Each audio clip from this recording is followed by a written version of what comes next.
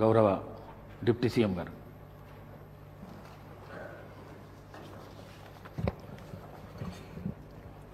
అధ్యక్ష,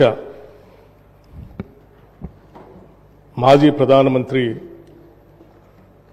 డాక్టర్ మన్మోహన్ సింగ్ గారి మృతి పట్ల ఈ సభ ప్రవేశపెట్టినటువంటి తీర్మానాన్ని, అట్లాగే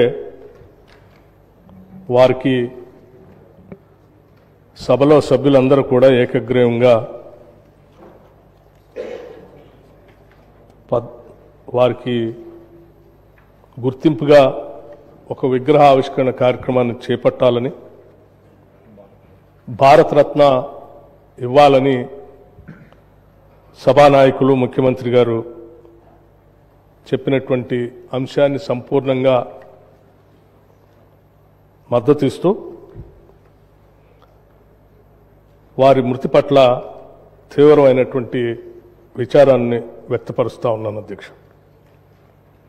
అట్లాగే శోకార్తులైన వారి కుటుంబ సభ్యులు కూడా నా ప్రగాఢమైనటువంటి సానుభూతిని తెలియజేస్తూ ఉన్నాను అధ్యక్ష.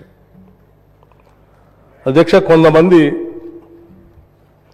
ఈ భూమి మీదకి ఎలా వస్తారో అలా మాయం అవుతారు అధ్యక్ష. మరికొందరు తాము నడిచిన నేలంతా మానవతా పరిమాణాలు వెదజల్లుతారు. ఇంకొందరు తమ అసాధారణ ప్రతిభతో తాము పుట్టిన దేశానికి వన్నె తెస్తారు. అటువంటి అరుదైన అసామాన్యమైన మహామనిషి డాక్టర్ మన్మోహన్ సింగ్ గారు. వారు ఈ దేశంలో చేపట్టినటువంటి అనేక పదవుల్లో ప్రతి పదవికి వన్నె తెస్తూ ఆ తీసుకున్న ప్రతి బాధ్యత నుంచి కూడా ఈ దేశాభివృద్ధి కోసం కఠినమైన నిర్ణయాలు తీసుకున్న సంగతి కూడా మనం అందరం ఈ సందర్భంగా గమనంలో తీసుకోవాల్సినటువంటి అవసరం ఉంది అధ్యక్ష. వారు సరళీకృత ఆర్థిక విధానాలతో ఈ దేశ సంక్షోభ కాలానికి ఆర్థిక సమతుల్యాన్ని పరిపుష్టి చేసి ఈ దేశం ఒక బలమైన ఆర్థిక శక్తిగా ప్రపంచ దేశాల్లో నిలబెట్టారు అని చెప్పడంలో ఎటువంటి అతిశయోక్తి లేదు అధ్యక్ష. గ్లోబలైజేషన్ కానీ, లిబరలైజేషన్ కానీ, లేకపోతే ఈ దేశానికి సంబంధించి గ్లోబల్ ట్రేడ్కి ఈ దేశ ద్వారాలు తెరిచి ప్రపంచంలో భారతదేశాన్ని గొప్పగా నిలబెట్టినటువంటి ఒక గొప్ప ఆనాటి ఆర్థిక శాఖ మంత్రులుగా, దేశ ప్రధానిగా వారు తీసుకున్న నిర్ణయాలన్నీ కూడా ఉపయోగపడుతున్నాయని చెప్పడంలో ఎటువంటి సందేహం లేదు అధ్యక్ష.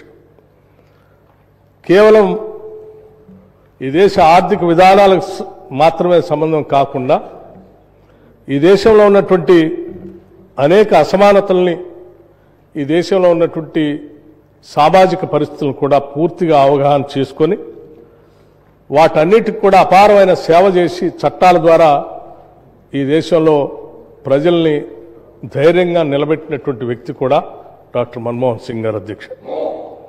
దేశ సామాజిక రంగానికి వారు చేసినటువంటి సేవల్లో ఆనాడు యూపీఏ చైర్పర్సన్గా శ్రీమతి సోనియా గాంధీ గారి ఆధ్వర్యంలో దేశ ప్రధానిగా మన్మోహన్ సింగ్ గారు తీసుకున్నటువంటి కార్యక్రమాలు అనేక కుటుంబాలని దారిద్ర్యం నుండి బయటపడేయటమే కాకుండా పేద ప్రజల అభ్యున్నతి కోసం, సామాజిక రంగంలో భేదాభిక్కి ప్రజల సమున్నతి కోసం, వాళ్ళ హక్కుల కోసం అనేక చట్టాల రూపకల్పన చేసినటువంటి విషయాన్ని కూడా మనం అందరం గుర్తు చేసుకోవాల్సినటువంటి సందర్భం అధ్యక్ష. అందుకే ఆనాడు ఇప్పుడే సభానాయకులు చెప్పినట్టు వారు ఈ దేశంలో, ఈ దేశ పరిపాలనలో ఒక రకమైనటువంటి సమాచారాన్ని తీసుకోవాలంటే ఏ సామాన్యుడికి కూడా అందుబాటులో లేనటువంటి పరిస్థితుల్లో, ఎవరు ఊహించని రీతిలో సమాచార హక్కును 2005లో తీసుకొని వచ్చి ఒక సామాన్య పౌరుడు కూడా ఈ దేశంలో, భారతదేశంలో జరుగుతున్నటువంటి పాలనాపరమైనటువంటి విశేషాలు సంబంధించిన హక్కుని పొందేటువంటి విధంగా చట్టాన్ని తీసుకొని వచ్చారు అధ్యక్ష.